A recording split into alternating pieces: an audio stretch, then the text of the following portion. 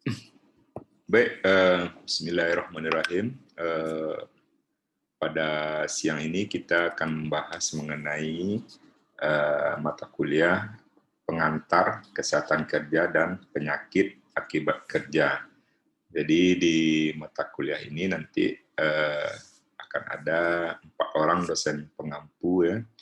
Ibu Fitri Yani sebagai penanggung jawab mata kuliah, kemudian saya, kemudian ada Bu Novia Wirna dan Pak Aulia Rahman. Jadi nanti setelah kuliah pengantar ini, minggu depan Anda mulai melakukan presentasi tugas kelompok. Nah, nanti Anda akan dibagi menjadi 6 kelompok, dan masing-masing kelompok nanti akan menyajikan hasil penelusuran referensinya berupa makalah mengenai gangguan-gangguan penyakit yang ada di tempat kerja. Nah, sebagaimana kita ketahui bahwa pembangunan tentunya menggunakan teknologi. Jadi ada alat-alat, ada bahan-bahan yang dipakai. Nah, di samping menimbulkan dampak positif dari kegiatan pembangunan tersebut, tentunya juga ada dampak-dampak negatif yang akan dihasilkan. Nah, dampak positif dari pembangunan sudah pasti adalah kualitas hidup yang meningkat, kemudian juga ada peningkatan pendapatan tentunya. Nah, di samping dampak positif yang bisa dirasakan oleh pemilik pekerjaan atau pemilik kegiatan dan pekerja yang bekerja di sana, tentunya ada dampak negatif dari kegiatan, dari aktivitas pekerjaan yang dilakukan di tempat pekerjaan tersebut. Nah, dampak negatif tersebut bisa berupa penyakit akibat kerja, bisa berupa kecelakaan, bisa berupa pencemaran, polusi, dan lain-lain tentunya. Nah, tentunya kita tidak menginginkan adanya dampak negatif ini. Nah, itulah tujuan dari kesehatan kerja, bagaimana menciptakan suatu kondisi yang sejahtera, kondisi di mana pekerja datang dalam keadaan sehat, mereka bekerja, mereka mendapatkan penghasilan dari pekerjaannya, dan mereka kembali lagi kepada keluarganya dalam keadaan sehat walafiat, tanpa mengalami gangguan-gangguan yang diakibatkan oleh pelaksanaan pekerjaan mereka. Kalau dulu sudah pernah kita sampaikan di pengantar ketiga ya, salah di banyak mungkin ya, di dasar IKM dulu, kemudian juga di dasar keselamatan dan kesehatan kerja. Di kesehatan kerja itu menurut WHO, aspek atau unsur kesehatan yang erat bertalian dengan lingkungan kerja dan pekerjaan yang baik secara langsung maupun tidak langsung dapat mempengaruhi kesehatan dari tenaga kerja. Jadi intinya kesehatan kerja adalah bagaimana menciptakan suatu kondisi yang memungkinkan bagi pekerja untuk selamat gitu kan, untuk tetap sehat. Bagaimana ketika mereka memulai pekerjaan sampai dengan mereka mengakhiri pekerjaannya tersebut. Nah, tujuan dari kesehatan kerja itu sendiri antara lain untuk meningkatkan dan memelihara derajat kesehatan tenaga kerja yang setinggi-tingginya, baik jasmani, rohani maupun sosial untuk semua lapangan pekerjaan. Kemudian yang berikutnya mencegah timbulnya gangguan kesehatan yang disebabkan karena kondisi kerja. Nah, juga melindungi tenaga kerja dari bahaya kesehatan yang timbul akibat pekerjaan dan menempatkan tenaga kerja pada suatu lingkungan kerja yang sesuai dengan kondisi fisik atau bentuk tubuhnya, faal tubuhnya, dan mental psikologis tenaga kerja yang bersangkutan. Jadi tujuan kesehatan kerja itu adalah bagaimana pekerja dalam melaksanakan pekerjaannya, mereka tetap dalam kondisi yang prima ya, tetap dalam kondisi yang sehat, baik jasmani, rohani, maupun sosial. Nah, untuk itu tentunya semua disiapkan, baik lingkungan pekerjaannya, baik kesehatan pekerja itu sendiri ketika dia memulai pekerjaan, bagaimana perusahaan menerima pekerja yang betul-betul layak gitu kan, untuk ditempatkan pada posisi-posisi yang dibutuhkan oleh pekerjaan tersebut. Ya, contohnya mungkin untuk pilot pesawat misalnya kan tentu butuh orang yang memang bisa bekerja dengan konsentrasi yang tinggi, bisa kerja under pressure kan, di bawah tekanan misalnya, bisa sangat disiplin. Nah, tentunya ada persyarat-persyarat tertentu yang dibutuhkan untuk melaksanakan pekerjaan tersebut. Nah, semuanya bersinergi, baik perusahaannya, baik kondisi lingkungannya, maupun kondisi awal dari pekerja itu sendiri. Nah, ketika seorang pekerja melaksanakan pekerjaannya di tempat kerja, maka mereka mungkin atau berpotensi untuk mengalami berbagai macam penyakit. Nah, penyakit-penyakit yang didapatkan di tempat kerja tersebut sebetulnya bisa dikategorikan menjadi 3 kategori, yaitu ada occupational disease, ada work-related disease, dan general disease. Jadi ada 3 ya penyakit yang kemungkinan ada di tempat kerja tersebut, sama occupational disease, work-related disease, dan general disease. Baik, kita coba bahas satu persatu. Nah, general disease itu adalah penyakit umum.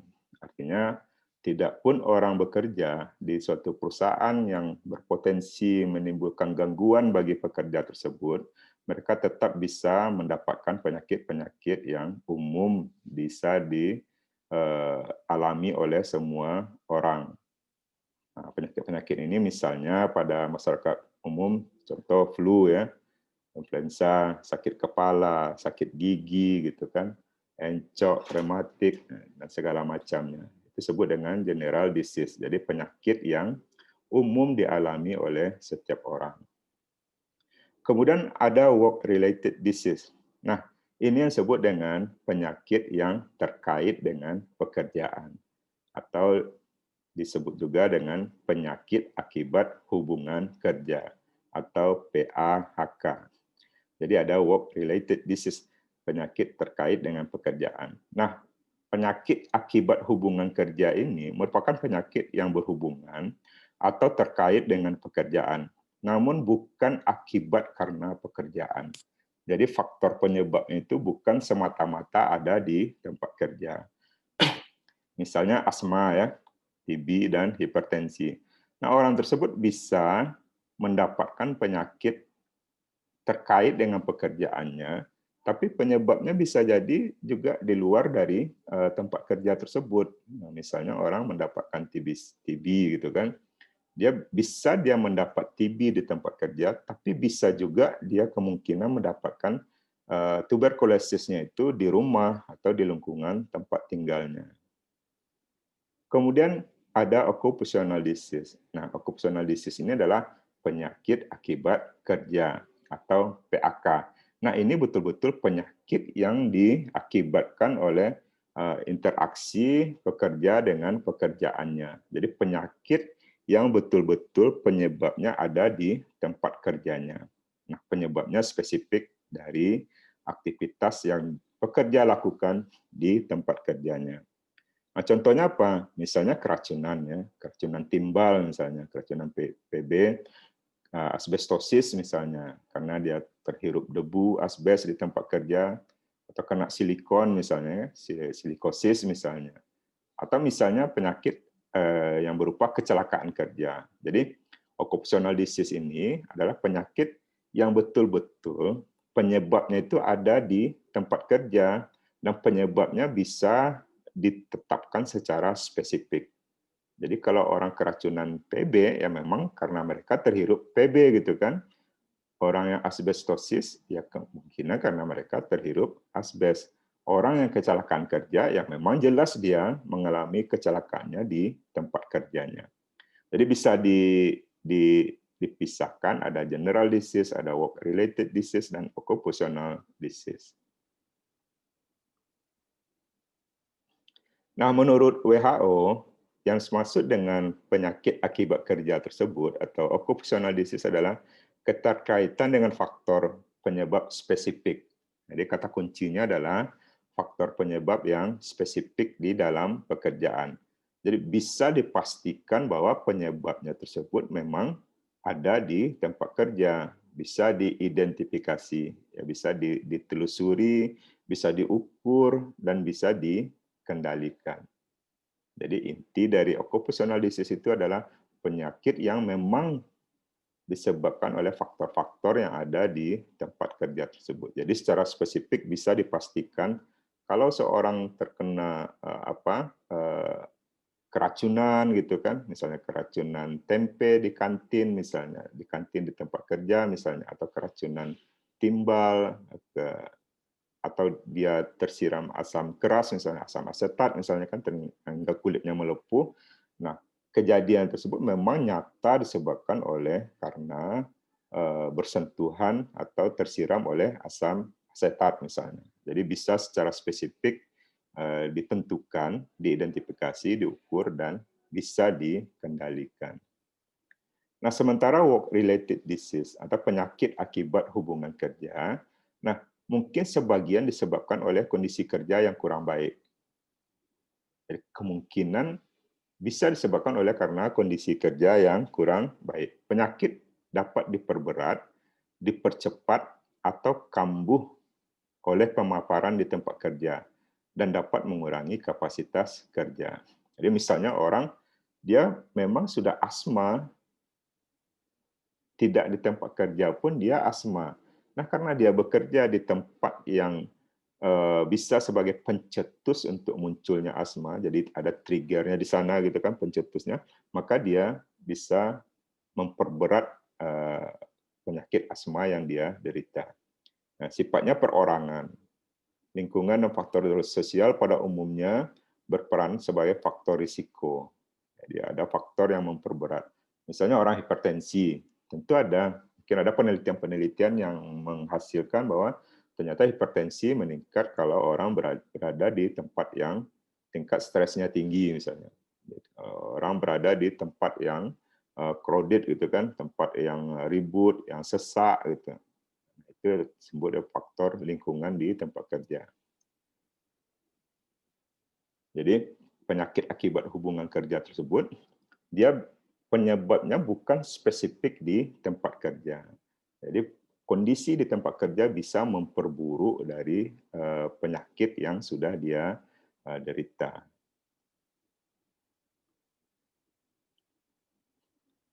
Nah, kalau Anda buka-buka textbook ya mengenai apa itu occupational disease, apa itu work-related disease, nah kedua grup ini ada perbedaan.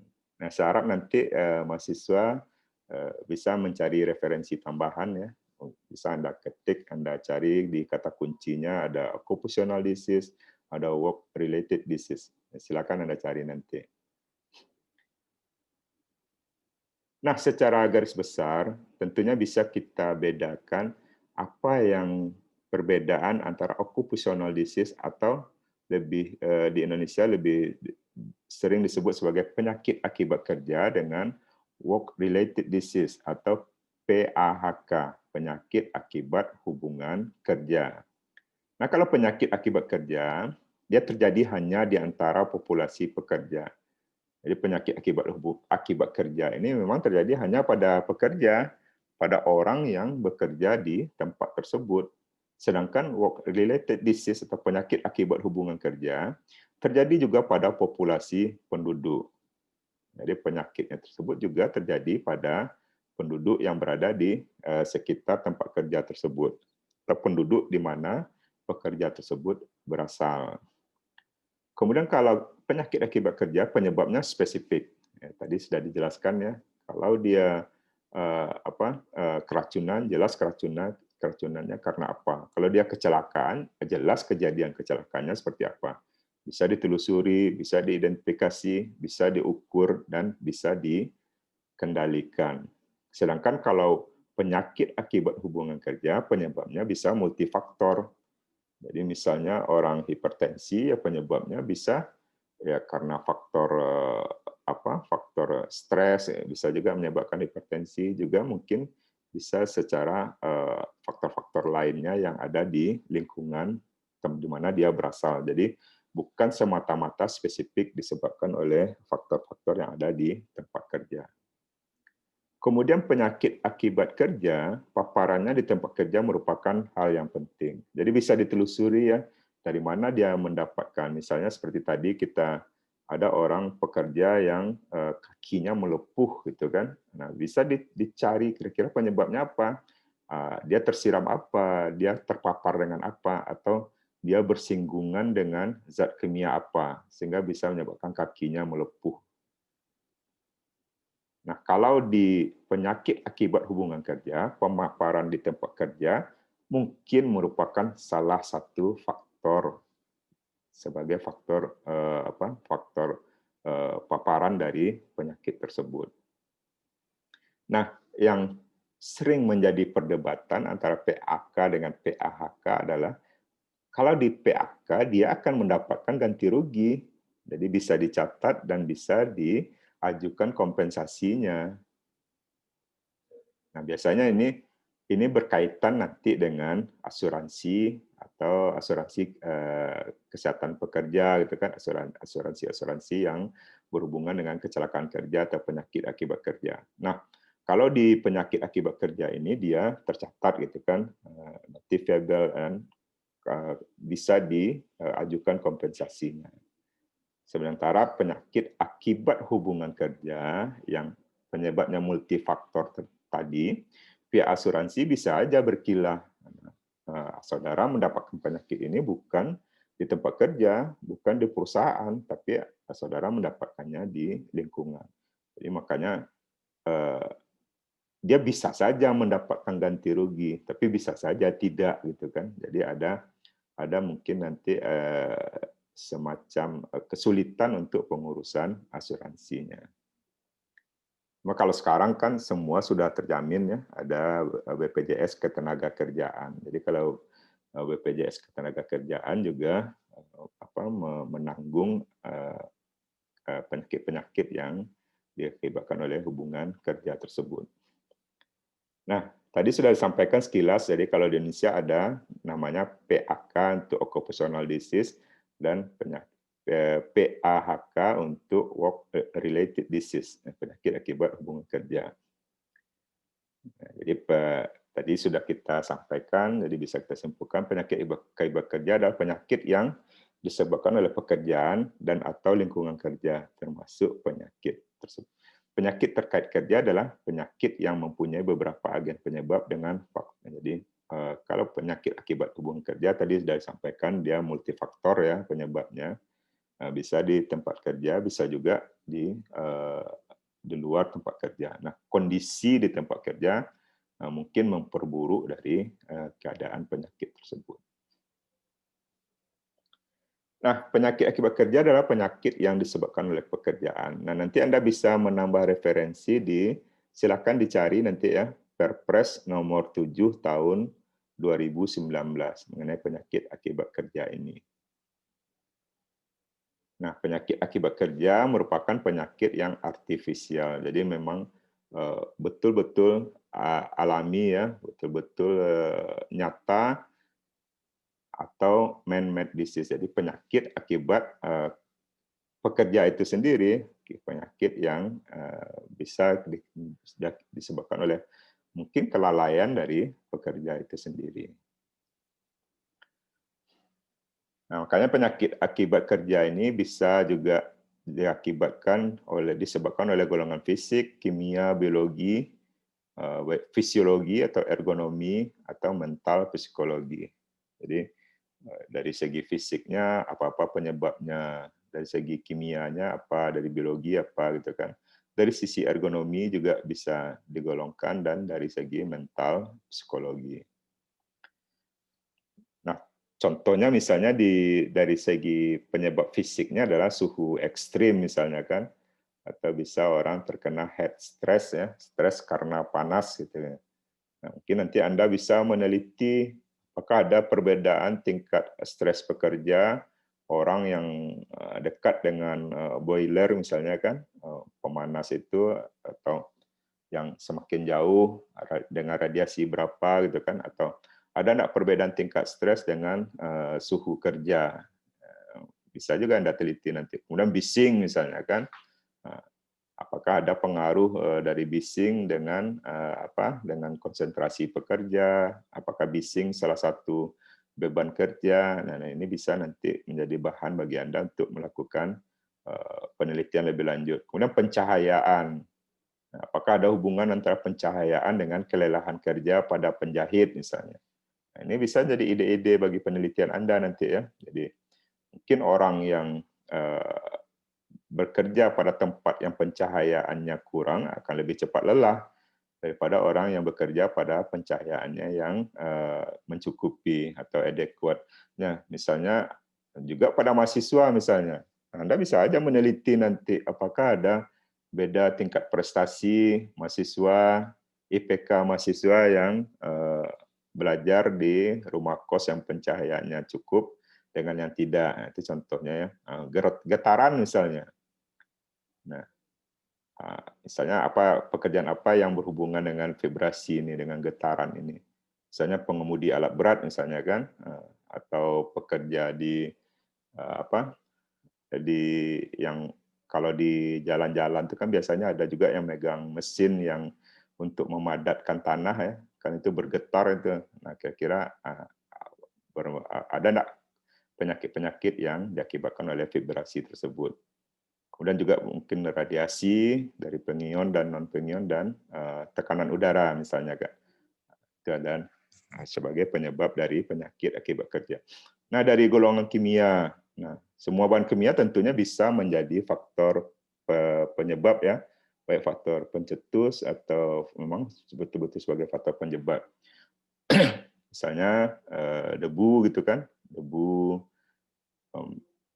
Nah, ini mungkin nanti berkaitan, mungkin Anda tertarik meneliti mengenai debu ini di ARKL misalnya, di analisis risiko kesehatan lingkungan misalnya.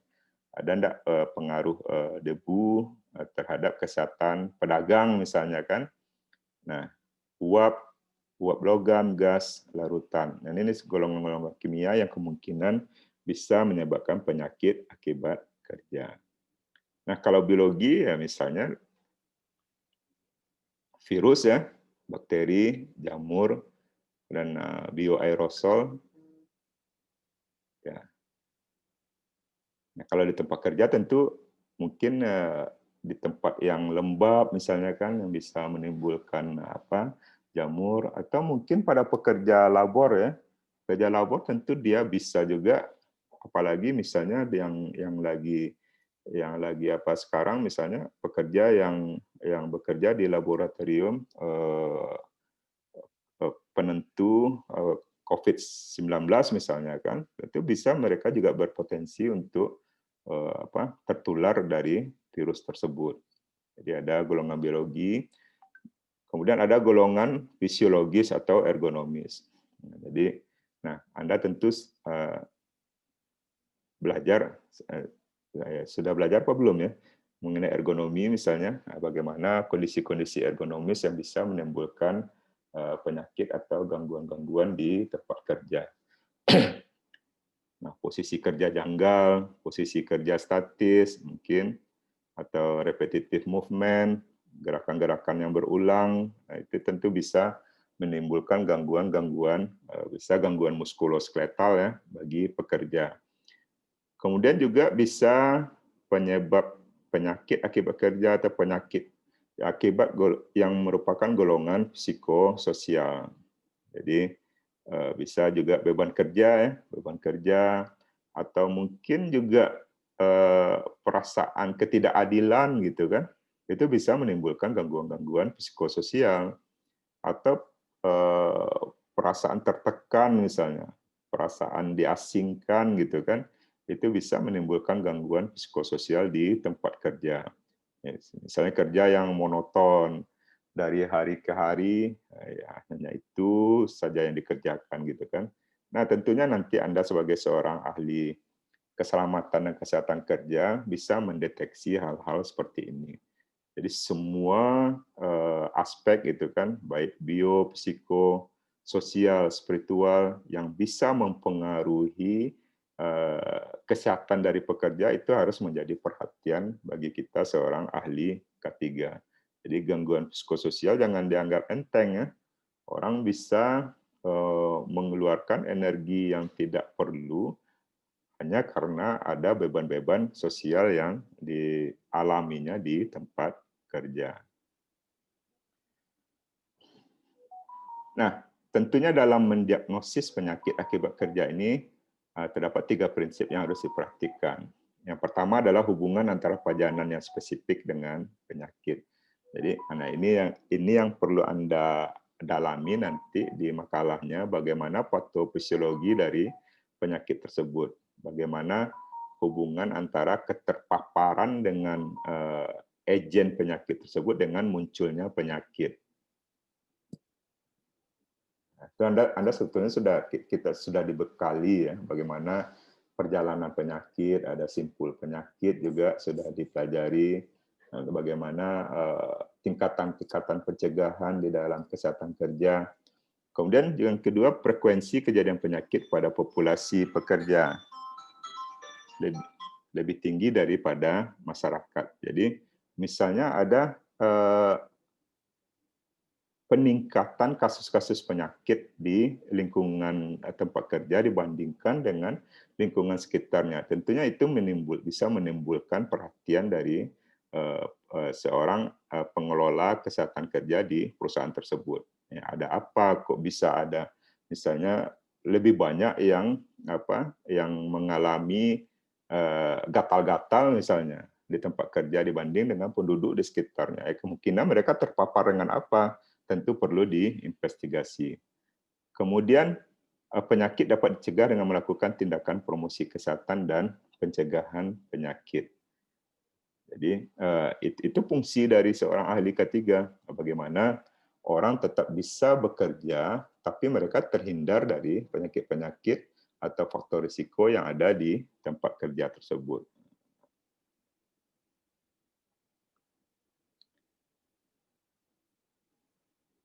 Nah, mungkin nanti bisa Anda gali lagi dari berbagai referensi ya, sama dari Perpres tadi. Di sana bisa Anda lihat penyakit yang disebabkan pajanan faktor yang timbul dari aktivitas pekerjaan. Jadi penyakit akibat kerja tersebut ada yang disebabkan oleh pajanan yang timbul dari aktivitas pekerjaan. Misalnya penyakit disebabkan faktor kimia, faktor fisika, faktor biologi, dan penyakit infeksi atau parasit. Jadi penyakit ini disebabkan karena terpapar di tempat kerja karena aktivitas pekerjaannya.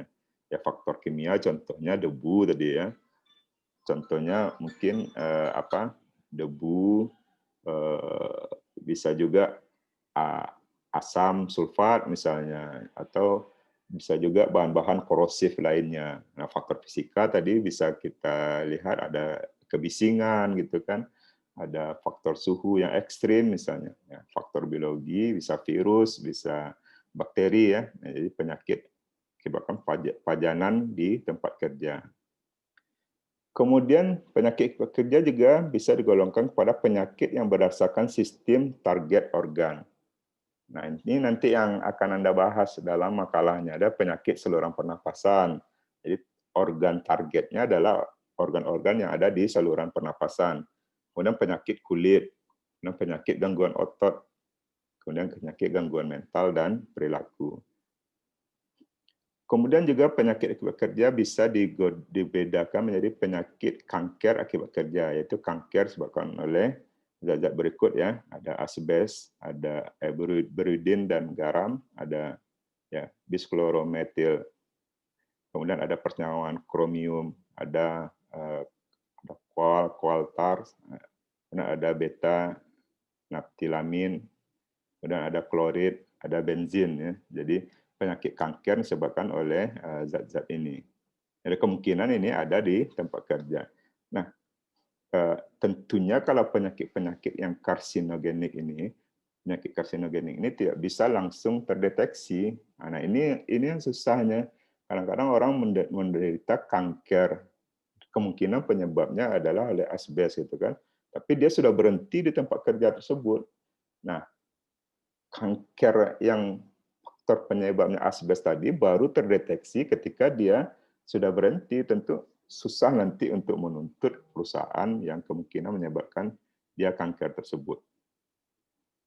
Kemudian ada penyakit spesifik lainnya. Ya, penyakit spesifik misalnya disebabkan oleh pekerjaan atau proses kerja, di mana penyakit tersebut ada hubungan langsung antara paparan dengan penyakit yang dialami oleh pekerja, yang dibuktikan secara ilmiah dengan menggunakan metode yang tepat. Contohnya adalah penyakit nistagmus pada penambang, penyakit pada gendang telinga misalnya kan. Jadi tentunya ini butuh saksi-saksi ahli seandainya ada tuntutan bagi perusahaan atau perusahaan asuransi untuk membayarkan ganti rugi bagi pekerja yang mengalami penyakit ini. Nah, ternyata ke tingkat kepedulian dari pekerja itu sendiri maupun perusahaan untuk melaporkan penyakit akibat kerja ini masih rendah. Nah, rendahnya itu ternyata yang pertama adalah karena ketidaktahuan dalam menegakkan diagnosa. Jadi itu tadi bingung apakah penyakit tersebut benar-benar berasal di tempat kerja atau kemungkinan juga berasal dari luar tempat kerja atau penyakit tersebut masuk golongan apa gitu kan. Kemudian perusahaan malas takut melaporkan karena khawatir terhadap ganti rugi. Nah, seharusnya bagi perusahaan besar tentu mereka sudah mengalihkan risiko ini kepada perusahaan asuransi. Kemudian juga ada hambatan teknis dan administratif. Mungkin kesulitan dalam kemana mau melaporkan gitu kan. Kemudian apa untung ruginya dari melapor tersebut. Nah, kesulitan dalam mendiagnosa PAK itu misalnya PAK gambarannya banyak dengan mirip dengan penyakit umum. Nah, itu tadi susah membedakan apakah itu masuk ke occupational disease ataukah masuk ke work related disease gitu kan, atau mungkin malah masuk ke general disease, penyakit yang memang sudah biasa ada pada orang-orang umum. Kemudian berbagai PAK punya waktu inkubasi yang lama. Nah, ini seperti tadi yang disampaikan. Ya, kemungkinan penyakitnya itu baru muncul setelah mereka berhenti di perusahaan tersebut. Jadi misalnya gangguan pada mata misalnya kan, gangguan mata pada pekerja yang butuh konsentrasi tinggi atau pekerja yang bekerja pada tempat yang pencahayaannya tidak mencukupi. Nah, gangguan penglihatannya itu baru dia rasakan setelah dia berhenti atau beberapa tahun setelah dia berhenti. Tentu susah untuk mengajukan tuntutan kepada perusahaan tersebut. Kemudian kurangnya sarana bantu untuk mendiagnosa PAK. Nah, ya kalau Anda ke lapangan Anda bisa melihat ya, ternyata fasilitas-fasilitas kesehatan kerja di perusahaan tersebut memang sangat minim. Kebanyakan mereka hanya merujuk. Nah, atau mereka seharusnya sudah punya klinik, malah tidak punya klinik itu kan. Tidak ada tenaga kesehatan yang memantau kesehatan dari pekerjaannya. Kemudian juga yang tentunya ini ya, kurang training atau kemampuan tenaga untuk mendiagnosa penyakit akibat kerja di perusahaan-perusahaan tersebut. Nah, sebetulnya ada upaya yang bisa dilakukan untuk mendeteksi untuk menghindari adanya penyakit akibat kerja ini. Misalnya pemeriksaan kesehatan prakerja. Jadi sebelum pekerja tersebut dipekerjakan, tentu diperiksa dulu kesehatannya. Apakah mereka layak untuk menghandle pekerjaan-pekerjaan yang butuh prasyarat-prasyarat tertentu. Kemudian juga ada pemeriksaan kesehatan secara berkala. Nah, ini sebetulnya kalau Anda nanti membuat makalah mengenai pelaksanaan kesehatan kerja di perusahaan-perusahaan, ini bisa Anda investigasi nanti. Apakah ada dilakukan pemeriksaan kesehatan berkala di perusahaan tersebut.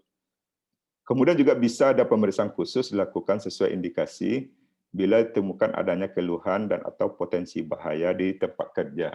Ya, misalnya ada kebocoran misalnya kan, kebocoran saluran bahan kimia misalnya bagi perusahaan yang memproduksi bahan-bahan kimia. Tentunya ini berpotensi menimbulkan gangguan bagi pekerjaannya. Nah, ini perlu pemeriksaan-pemeriksaan khusus. Kemudian perlu juga dilakukan surveillance, kesehatan pekerja dan lingkungan kerja. Nah, surveillance tahu kan, surveillance ini adalah pengamatan yang dilakukan secara terus-menerus.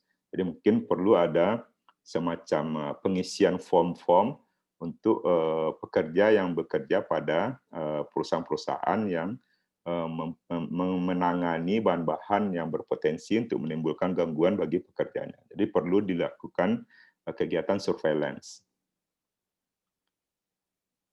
Nah, surveillance kesehatan pekerja tersebut misalnya dilakukan sesuai dengan potensi bahaya yang dihadapi di tempat kerja. Hal ini merupakan bagian dari surveillance kesehatan pekerja. Nah, data surveillance kesehatan pekerja dihubungkan dengan data surveillance lingkungan kerja untuk mengetahui keterkaitan penyakit dengan potensi bahaya di tempat kerja. Jadi, mungkin data surveillance lingkungan bisa berupa pantauan kadar debu dari hari ke hari misalnya. Nah, dihubungkan nanti dengan data surveillance kesehatan pekerja. Ada tidak peningkatan gangguan kesehatan yang dialami oleh para pekerja? Nanti itu tentu nanti perlu diteliti. Apakah ada hubungannya? Semakin meningkat kadar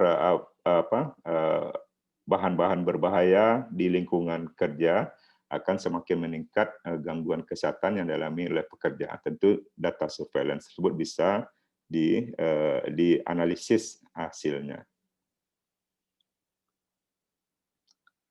Nah, perlu disampaikan juga bahwa yang sering menjadi permasalahan di tempat kerja adalah untuk mengklaim kompensasi terhadap penyakit-penyakit akibat kerja ini.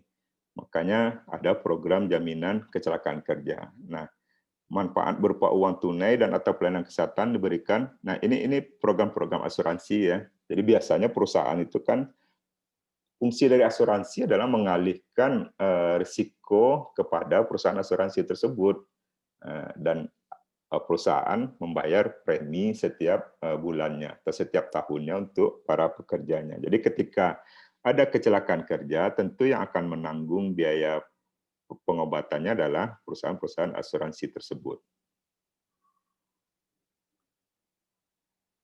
Jadi saya rasa mungkin itu bahan pengantar bagi kita ya. Jadi Anda tadi sudah dapat apa itu PAK, penyakit akibat kerja, dan apa itu PAHK, penyakit akibat hubungan kerja. Jadi silakan nanti dicari referensi tambahan. Misalnya kalau PAK tersebut disebut dengan occupational disease dan PAHK sebut dengan work related disease. Jadi Anda silakan saya harapkan bisa memahami apa beda PAK dengan PAHK, kemudian kira-kira kondisi apa yang membutuhkan pemahaman yang kuat mengenai apa itu PAK, apa itu PAHK. Salah satunya tadi adalah untuk mengklaim asuransi ya, atau mengklaim permasalahan-permasalahan hukum yang berhubungan dengan penyakit yang dialami oleh pekerja di tempat kerjanya.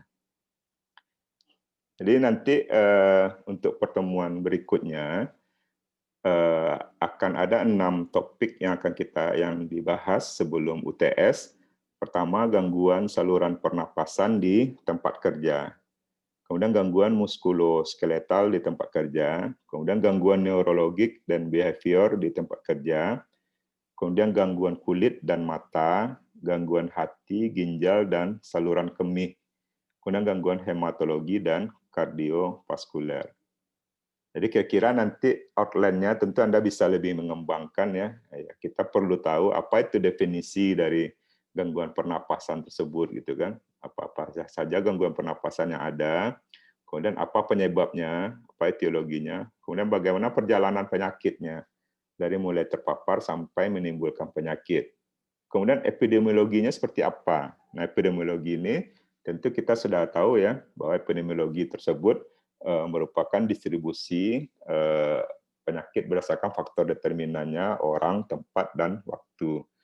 Misalnya gangguan saluran pernapasan di tempat kerja tersebut, bagaimana perbedaannya berdasarkan jenis kelamin misalnya, bagaimana perbedaannya berdasarkan tempatnya, apakah ada beda di daerah perkotaan dengan pedesaan, kemudian menurut waktu, apakah ada perbedaan berdasarkan musim-musim tertentu. Silakan nanti Anda gali secara epidemiologinya. Kemudian apa dampaknya terhadap pekerja, terhadap gangguan yang dialami tersebut. Dan apa upaya pengendalian dan pencegahannya.